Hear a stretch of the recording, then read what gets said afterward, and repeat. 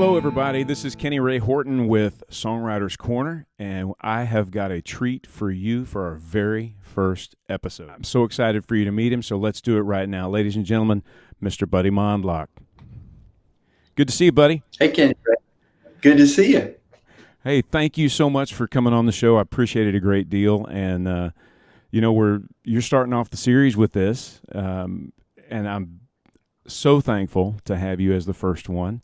But we're just going to have a conversation here and talk a little bit about songwriting and showcase some of the great writers of Nashville, which you are absolutely one of.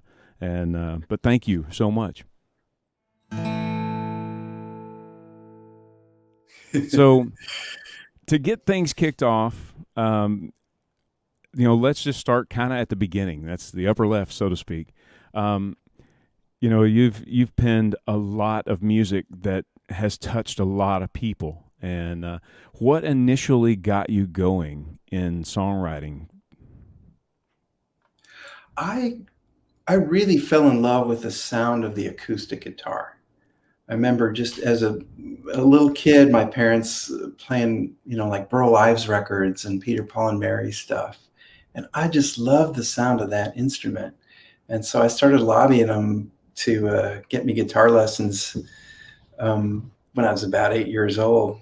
My dad had given my mom this old guitar as a gift for an anniversary present one year. And it promptly went up on top of the piano, this piano that's behind me here, as a decorative piece. Basically, she thought, "Oh, that's nice." She must have mentioned to him at some point she wanted to learn, but she wasn't quite ready to pick it up. But I started sneaking down there early in the morning and picking it up and making sounds on it and trying to make something, that sounded a little bit like music to me. Yeah. I didn't know what I was doing, of course, so I started asking for lessons, and they kind of cleverly said, I think, well, we think your hands are too small right now, but if you still want lessons when you turn 10, we'll go for it. And of course, that's all I could think about, and as soon as my 10th birthday, that's the first thing I asked about. So they were true to their words. But as I started to learn to play and, learn other people's songs, that's what, at first, that's all I was interested in doing, was just learning songs that I would hear on, records and stuff. And Sure. Later on, I just started to think, well, I wonder if I could, make up my own songs. It'd be cool if I could, Yeah. So I started just fooling around with that idea.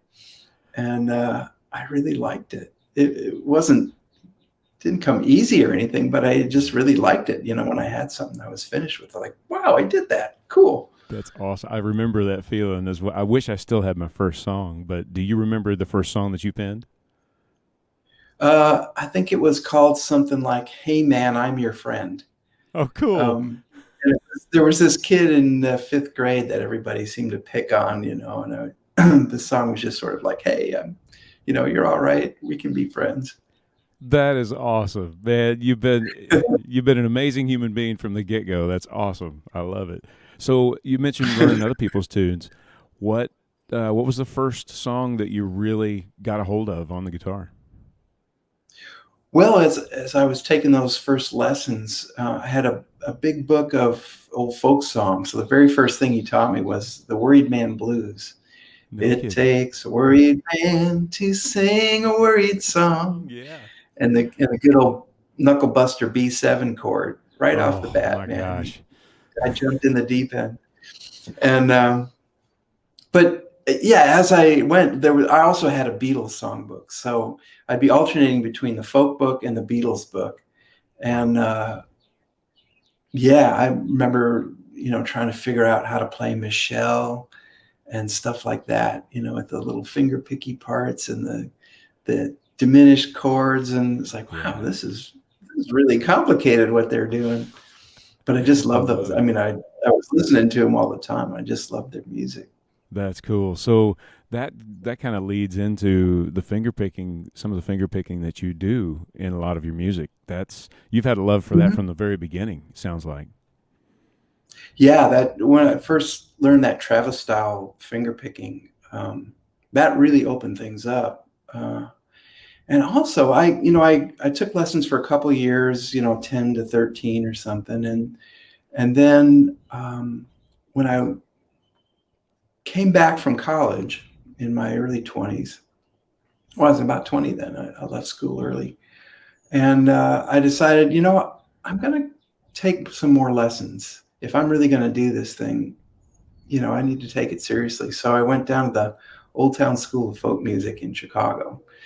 And at the School of Folk Music, the first thing the guy taught me was jazz chords. Nice. And also this whole idea of not just, playing a pattern and a finger picking pattern and a chord to go with it, but also to like move your bass line around and be able to pick out melody. So Yeah.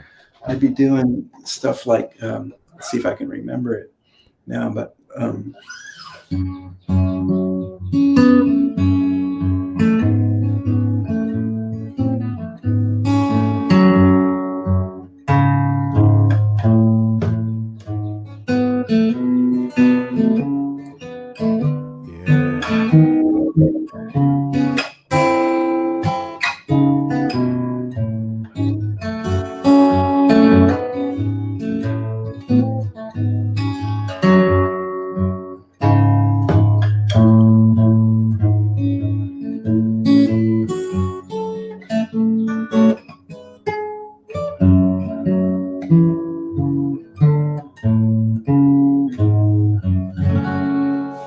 I mean, I kind of messed it up at the end there a little bit, but that whole idea of being able to not just play a chord in a pattern, but to move the bass line along and actually be able to pick out melody notes within the picking pattern, by just Right. varying it up and pinches and stuff like that. That has always That really eluded changed me. everything.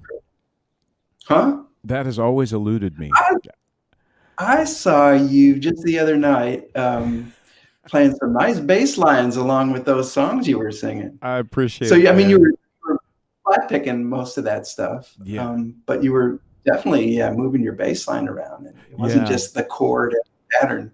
I've loved the moving bass line over a solid chord. Just it changes the tonality, obviously, but also it just kind of changes the mood of the tune.